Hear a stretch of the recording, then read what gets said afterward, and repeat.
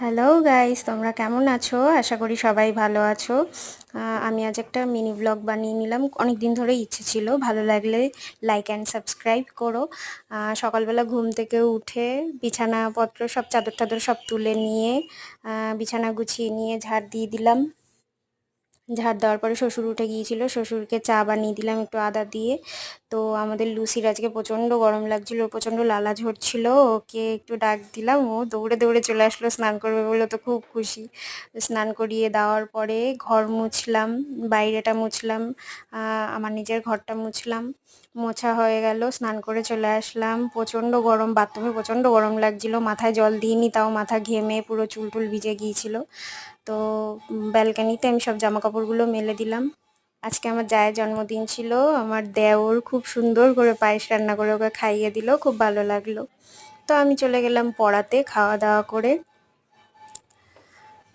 এতটাই গরম লাগছিল যে কি বলবো, তাড়াতাড়ি তাড়াতাড়ি করে পড়াতে চলে গেলাম। গিয়ে তারপর ছোট্ট একটা ক্লিপ নিয়ে নিলাম আমার জন্য।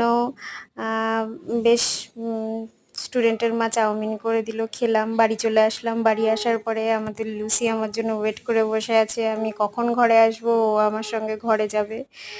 এই যে ঘরে চলে এসেছে, ওকে একটু আদর করে নিলাম। তো ও আমার কাছ থেকে আদর খেতে খুব পছন্দ করে, খুব ভালোবাসে। তো ও আর শ্বশুর আসলো, শ্বশুর আসার পরে ওনাকে আর শাশুড়িকে একটু শরবত বানিয়ে দিলাম। এ দেখো আমার শ্বশুর রান্না করছে, খুব সুন্দর রান্না করে উনি, ওনার হাতের রান্না খুব ভালো, আমার তো খুব ভালো লাগে।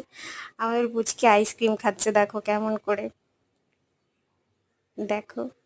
তো গ্যাস ফ্যাস মুছে নিয়ে বাসন বাসন মেজে নিলাম, মেজে নিয়ে ভাত খেতে বসে গেলাম। ভাত খেয়ে একটুখানি কোল্ড ড্রিঙ্ক খেলাম, কোল্ড ড্রিঙ্ক খেয়ে একটু বিশ্রাম নিতে না নিতেই পড়তে চলে আসলো।